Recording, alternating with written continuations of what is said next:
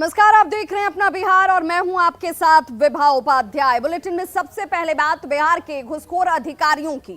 अकेले इस साल की बात करें तो निगरानी विभाग ने 1.5 दर्जन अधिकारियों के ठिकानों पर ताबड़तोड़ छापेमारी की। छापेमारी में हर अधिकारी के ठिकाने से लाखों और करोड़ों की अवैध संपत्ति पकड़ी गई। बिहार को अक्सर गरीब राज्य कहा जाता है, लेकिन इन धन कुबेरों की संपत्तियों को देखेंगे तो आपको लगेगा कि बिहार गरीब नहीं है, अमीर राज्य है ये। और गरीबों की संपत्ति पर इन लोगों ने डाका डाला हुआ है। इनका हक देखिए कैसे ये गरीबों की संपत्तियों पर डाका भी डाल रहे हैं और उनका हक भी मार रहे हैं। सवाल ऐसे उठता है कि बिहार में और ऐसे कितने धन कुबेर हैं जो घूसखोरी से अकूत संपत्ति जमा कर रखे हुए हैं।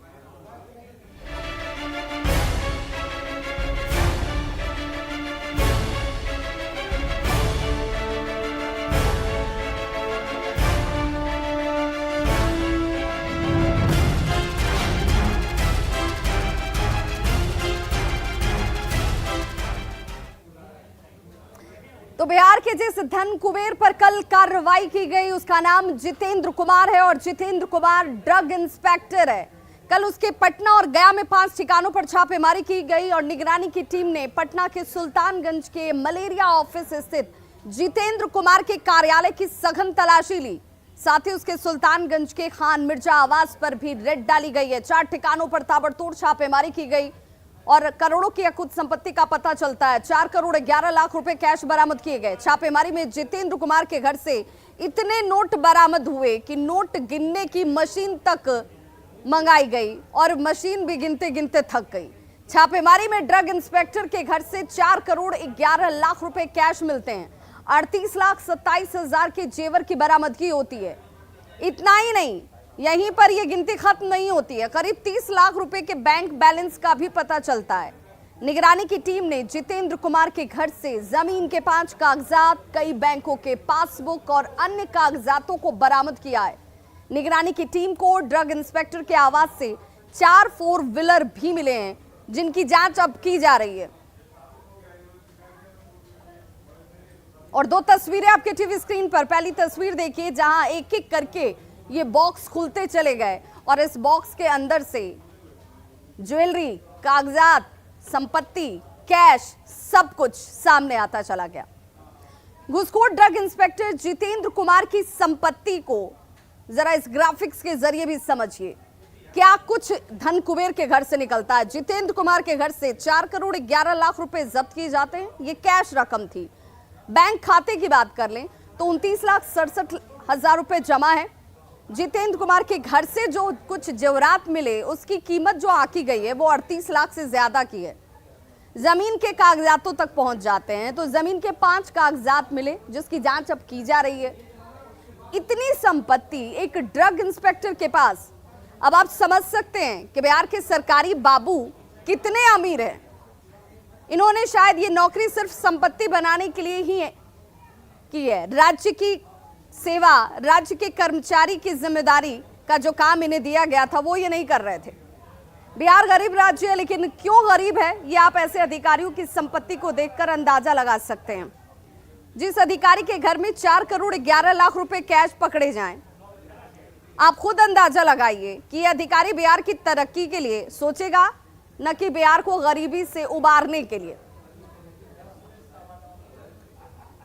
और सीधे हमारे सहयोगी संजय हमारे साथ इस वक्त लाइव जुड़ गए हैं। संजय,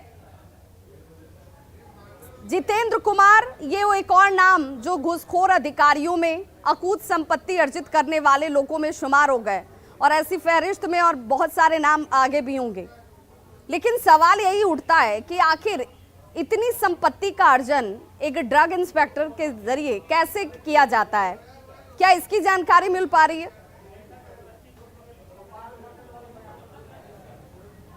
देखिए, धन कुबेर नाम का जो शब्द है, ये धन कुबेर वैसे लोगों के लिए गढ़ा गया शब्द जिन पर लक्ष्मी की कृपा होती है और वो सकारात्मक रूप में इस शब्द को लिया जाता है। लेकिन ये लोग धन कुबेर नहीं, चोर कुबेर हैं।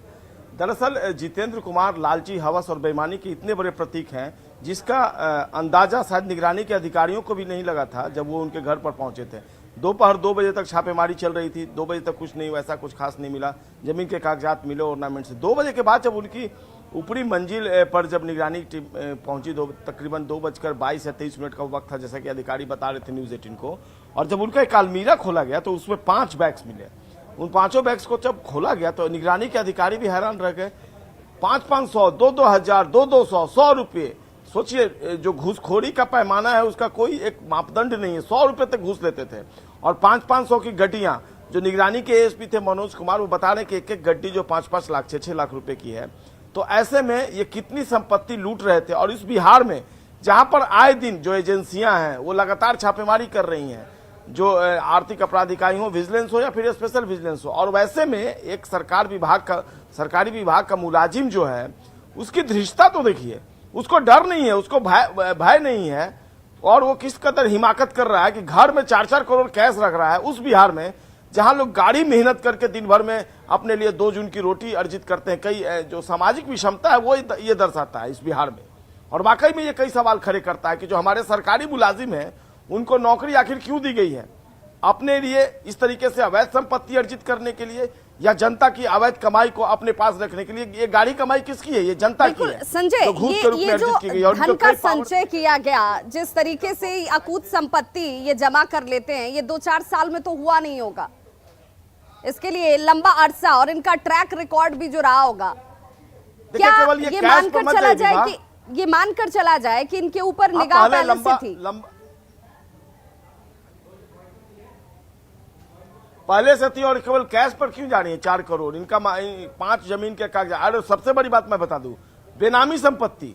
अब तक कई अधिकारियों के यहाँ रेड हुआ था बेनामी संपत्ति। ये तो बेनामी संपत्ति भी अर्जित की हुई है जिसकी छानबीन चल रही है।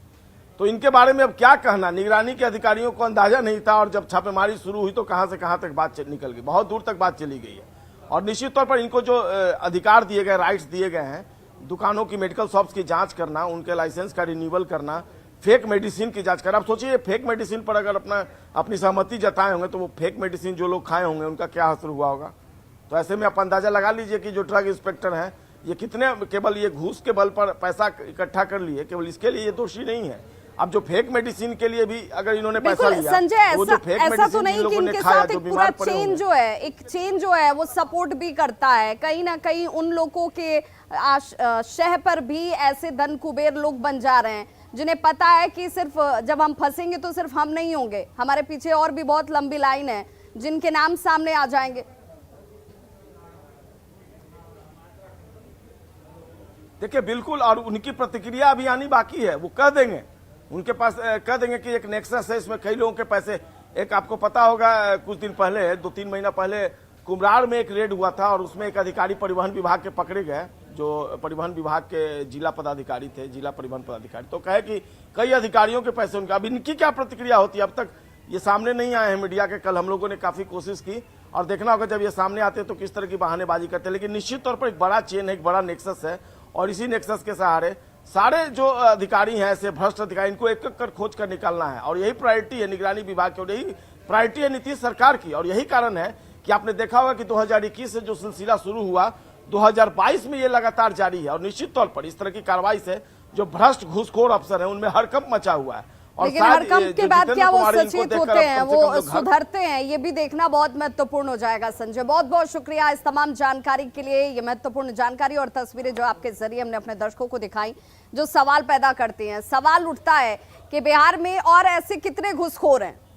जो घूसखोरी की बदौलत धन कुबेर बनकर बैठे हुए हैं।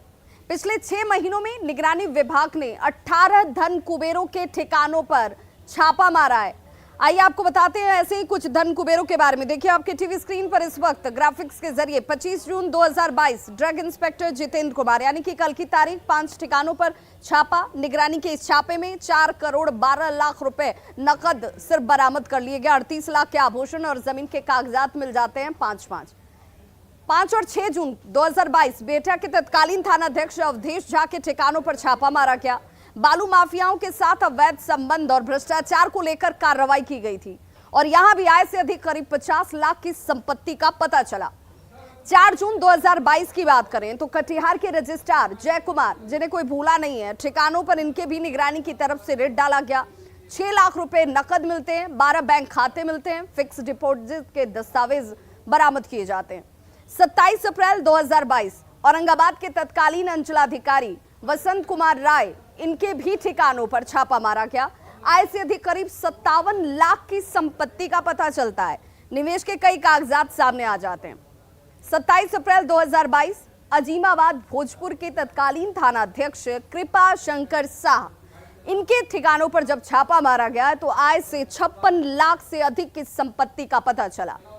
11 अप्रैल 2022 सहायक कारा महानिरीक्षक रूपक कुमार के ठिकानों पर छापेमारी की गई थी। कार्यालय में तकरीबन 5 लाख से ज्यादा नकद बरामद किया गया। आशियाना में 3 करोड़ का मकान मिल जाता है। रूपक कुमार के मकान से 67 लाख रुपए के आभूषण बरामद किए गए। खुद और पत्नी के नाम पर 10 बैंक अकाउंट और जमीन के 10 सेल डीड भी सामने आ गए। 30 अप्रैल 2022 तारीख जरा देखिए। सुपौल डीएफओ के ठिकानों पर छापेमारी की गई। निगरानी की रेड में पटना में करोड़ों के फ्लैट्स के पता चलता है। कागजात मिल जाते हैं, 12 बैंक अकाउंट सामने आ जाते हैं। 3 मार्च 2022 रानी तालाब के तत्कालीन थाना अध्यक्ष सतीश कुमार के ठिकानों पर छापा। आय से अधिक 63 करोड़ की संपत्ति का पता चलता है और जमीन के कागजात यहां भी मिलते हैं। 8 मार्च 2022 सहार भोजपुर के तत्कालीन थाना अध्यक्ष आनंद कुमार सिंह के ठिकानों पर ताबड़तोड़ छापेमारी। आय से तकरीबन 48 लाख की संपत्ति ज्यादा। 8 मार्च 2022 को औरंगाबाद जिला कार्यालय कल्याण के लिपिक अमरेश राम के ठिकानों पर छापा मारा गया और तकरीबन आय से 1 करोड़ 21 लाख की संपत्ति का पता चलता है। जमीन के 15 दस्तावेज, बैंक पासबुक, निवेश के कागजात सामने आ जाते हैं। 4 मार्च 2022 ये देखिए वो तारीख दर तारीख आपके सामने। वो धन कुबेर समस्तीपुर के सहायक जिला खाद्य आपूर्ति पदाधिकारी नवीन कुमार के ठिकानों पर छापा। 10 गुना ज्यादा संपत्ति आय से ज्यादा। बेगूसराय, कोलकाता में करोड़ों के अचल और चल संपत्ति का खुलासा हो जाता है। 3 मार्च 2022 की बात कर ले तो वहां पर भी एक के बाद एक आय से अधिक 63 करोड़ की संपत्ति सामने आ गई। 27 फरवरी 2022 वैशाली थाना अध्यक्ष संजय कुमार के ठिकानों पर छापा पड़ता है और ये वो फहरिस्त है जिसमें अभी जितेंद्र कुमार कल ही जुड़े हैं, जिन्होंने अकूत संपत्ति का अर्जन किया, धन कुबेर बनकर बैठे हुए थे। अब जांच के दायरे में भी हैं और कार्रवाई भी जारी है। इस वक्त बड़ी खबर पटना से आ रही है। डिप्टी सीएम तारकिशोर प्रसाद के आवास के बाहर धरना दिया जा रहा है। डिप्टी सीएम है तारकिशोर प्रसाद और उनके आवास के बाहर यह धरना हो रहा है। दीघा नेपाली नगर जमीन के मामले को लेकर इस वक्त यह धरना प्रदर्शन किया जाता हुआ स्थानीय लोग धरना दे रहे हैं। दरअसल विवाद गर्म होने का मुख्य कारण यह है कि पटना सदर के सीओ का नोटिस मिला इन लोगों को, जिसमें 20 एकड़ जमीन पर बने भवनों को तोड़ने का निर्देश दे दिया गया है। सीओ ने 3 सुनवाई के बाद अपने फैसले में कहा है कि नेपाली नगर की 20 एकड़ जमीन आवास बोर्ड ने अधिग्रहित की थी और इस पर बने मकानों को अवैध करार दे दिया गया है। अब उन मकानों को 1 सप्ताह के अंदर तोड़ा जाए और इसी को लेकर अब उप मुख्यमंत्री के आवास के बाहर स्थानीय लोग धरने पर बैठ गए। देखिए हमारी संवाददाता ऋतु रोहिणी की ये रिपोर्ट। राजधानी पटना के दीघा नेपाली नगर मामले जो है जमीन का वो एक बार फिर से गर्मा गया है। इस वक्त मैं उप मुख्यमंत्री तारकिशोर प्रसाद के सरकारी आवास के बाहर मौजूद हूँ और आप यहाँ पर तस्वीरों में देखिए कि अभी जो निर्णय हाल में लिया गया है, जो 20 एकड़ की जमीन जो तकरीबन 1974 का मामला है अधिसूचना का, जिसको लेकर के अभी हाल ही में निर्णय लिया गया है कि उस 20 एकड़ की जमीन पर जो तकरीबन 70 मकानें हैं उनको तोड़ा जाएगा और उन मकानों को तोड़ने के फैसले के बाद उन मकान के मकान मालिक जो हैं वो तमाम लोग अभी तारकिशोर प्रसाद के घर के बाहर हैं और उनसे मिलने की गुजारिश कर रहे हैं। हालांकि अभी तक जो जानकारी मिल रही है उसके मुताबिक इन लोगों में से कुल 11 लोगों को अंदर जाने की अनुमति मिली है और वो इस वक्त तारकिशोर प्रसाद जो उप मुख्यमंत्री हैं उनसे उनकी बातचीत चल रही है। मगर इस वक्त ये जो आप देखिए तमाम महिलाएं हों पुरुष हो, हर कोई जो है वो ये यहाँ पर मौजूद है। हम इन लोगों से बातचीत करते हैं और जानने की कोशिश करते हैं कि आखिर ये यहाँ पर क्यों मौजूद हैं। आप यहाँ पर बैठी हुई हैं इस तरीके से, क्या कहेंगी, क्या आपका पक्ष क्या है, आपकी क्या मांग है? हमारा यही है कि हम लोग का अपना घर है, वो घर ये लोग लेना चाह रहे हैं, कुछ मतलब बिना अथी का घर तोड़ना चाह रहे हैं। क्यों तोड़ेंगे, हम लोग कहाँ जाएंगे? आवास बोर्ड ने उसको इलीगल घोषित कर दिया है। कुछ नहीं किया है, निर्णय तो यही आया है कि इलीगल गलत आया है, गलत निर्णय आया है। किस आधार पे कह रही हैं आपकी गलत है? गलत है क्योंकि हम लोग लिए हैं। हम लोग को यहाँ पर रहने के लिए पनाह दी हुई है, तब सरकार ही बोली कि आप रहिए। अगर हाउसिंग वाले को रहते हुए, थाना को रहते हुए हम लोग जमीन कैसे ले लिए, हम लोग वहाँ घर कैसे बना लिए, हम लोग को बिजली पानी कैसे, कौन सुविधा दिया है? टोल टैक्स देती है निगम को, हैं, सारे टैक्स भर रहे हैं। ये सुविधा अगर सरकार सारी सरकारी सुविधाओं मिलने के बावजूद भी कैसे हम लोग नहीं रह सकते हैं? अगर अनलीगल है तो हम लोग को सरकारी सुविधा क्यों मिलती है? बिजली पानी सारा व्यवस्था कैसे मिलती है? सरकार को रहते हुए, हाउसिंग वाले को रहते हुए, थाना को रहते हुए हम लोग घर बनाए हैं। कैसे बन गया घर? वो लोग पैसा लिया है, बोला कि। और हमारी संवाददाता रितु रोहिणी हमारे साथ इस वक्त सीधे लाइव जुड़ गई हैं। रितु, एक तरफ अगर लोगों की परेशानी समझी जा सकती है क्योंकि घर बार छोड़कर, अपने तमाम महत्वपूर्ण कार्यों को छोड़कर लोग अगर धरने पर आ जाएं, सड़कों पर आ जाएं, तो उनकी परेशानी का अंदाजा लगाना मुश्किल नहीं। दूसरी तरफ हाउसिंग बोर्ड की तरफ से अब इस तरह से जब कार्रवाई की बात सामने आ रही है, तो जिस वक्त निर्माण हो रहा था, जिस वक्त इन लोगों ने तमाम प्रक्रियाओं को पूरा करके घर का निर्माण किया था, उस वक्त क्या व्यवस्था जिसे देखनी चाहिए कि ये लीगल है या इलीगल है, वो सो रही थी क्या?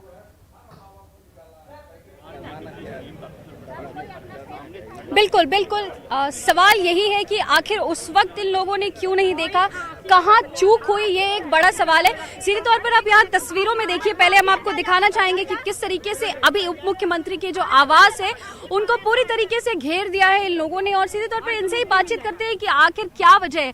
हमें ये बताइए कि आप जब ली थी जमीन, उस वक्त आपको ये जानकारी नहीं थी कि क्या ये इलीगल है, कोई जानकारी नहीं? जानकारी थी तभी तो ली थी। अच्छा, उस एक सेकंड, उसके बाद जब जमीन ले भी ली, ठीक है, और जब बनाने चली ना, उस समय भी किसी ने कुछ नहीं कहा कि इस पर मत बनाओ। आप अभी नगर निगम को टैक्स दे रही है, सारी सब कुछ दे रहे हैं, बिजली दे रहे हैं, तभी तो बिजली का बिल मिला है, बिजली दे रहे हैं, सब कुछ मिला है। तो कहीं ना कहीं इनका एक ये सवाल ये भी है कि आखिर जब ये नगर निगम को टैक्स दे रहे हैं, बिजली बिल पे कर रहे हैं, तो आखिर ये किस तरीके से इलीगल है? तो एक तौर पे अभी आपको हम एक बड़ी अपडेट दे तो उप मुख्यमंत्री ने इन लोगों से मिलने की जो इन लोगों ने टाइम मांगी थी उसको स्वीकार किया है, और तकरीबन 11 लोगों को मिलने के लिए बुलाया भी है। अंदर जो है वो मीटिंग भी चल रही है। तो हम कुछ और लोगों से बातचीत करते हैं, उनसे जानने की कोशिश करते हैं कि आखिर पूरा ये मामला कहाँ से हुआ।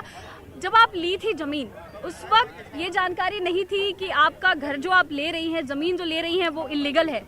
नहीं, मुझे नहीं पता था उस समय। जब हम लोग घर लिए थे तो हम लोग को पता था, तो हम लोग किसान से लिए थे, हम लोग जमीन किसान से लिए। किसानों से जमीन ली थी? हम लोग किसानों से जमीन लिए थे हम लोग को। तो जाहिर तौर पर इन लोगों ने किसानों से जमीन ली थी, लेकिन ये जो 1974 में ये अधिसूचना जारी हुई थी और हाउसिंग बोर्ड ने जो अभी पटना सदर सीओ ने निर्णय लिया है, उसके मुताबिक ये जो 74 मकानी है तकरीबन जो है इन लोगों को पड़ी है जमीन है। एक तो पहली बार की रकम देकर जमीन खरीदी गई, और जमीन खरीदने के बाद अब उस पर पक्के मकान बनाकर नगर निगम को टैक्स तक दे रहे हैं, बिजली बिल भरा जा रहा है, पानी की सप्लाई सरकारी व्यवस्था के तौर पर हासिल है, और अचानक से इसे इलीगल बताकर अब इनके ऊपर कार्रवाई का दबाव बनाया जा रहा है। ऐसे में परेशानी इनकी वाजिब भी है, समझा भी जा सकता है। बहुत बहुत शुक्रिया रितु रोहिणी तमाम जानकारी के लिए। तो देखिए, अब डिप्टी सीएम तारकिशोर प्रसाद ने मिलने का वक्त दे दिया है। अब मिलकर क्या समाधान निकलता है, आस इन लोगों के बीच अभी भी जगी हुई है। महिला ने अपने प्रेमी के साथ मिलकर प्यार की राह में बाधा बने पति की ही हत्या कर दी। घटना फुलवारी शरीफ थाना क्षेत्र के नौसा मोहल्ले की है, और खबर के मुताबिक महिला का दूसरे शख्स के साथ अवैध संबंध था, जिसे लेकर पत्नी और उसके पति जफरुद्दीन के बीच अक्सर विवाद हो रहा था, जिसके बाद महिला ने अपने प्रेमी के साथ मिलकर अपने पति को ही मौत के घाट उतार दिया। वारदात को छिपाने के लिए चोरी का बहाना बनाया गया, चोरों पर आरोप लगाया गया। हालांकि पुलिस ने मामले की जब तहकीकात शुरू की तो सब कुछ साफ साफ दिखने लगा। आरोपी महिला का नाम शहनाज परवीन है, और पुलिस ने आरोपी महिला के साथ उसके प्रेमी नन्हे उर्फ कमाल को भी गिरफ्तार कर लिया है, और अब मामले की जांच आगे की जा रही है।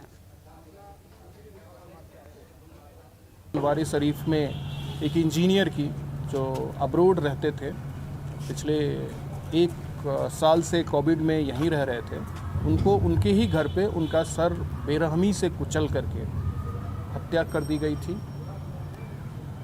हत्या के बाद जो वहाँ की गतिविधि थी, जो हमारे पास मटेरियल एविडेंस था, लेकिन पटना पुलिस और फुलवारी शरीफ थाना के हमारे विशेष टीम ने इस घटना को चैलेंज के रूप में लिया और 1.5 महीने के अंदर इसका सफलतापूर्वक 100% उद्भेदन किया है।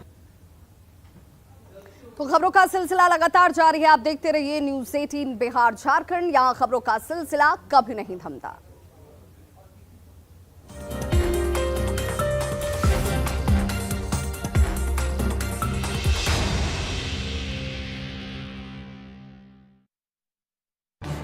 इस न्यूज़ हेडलाइन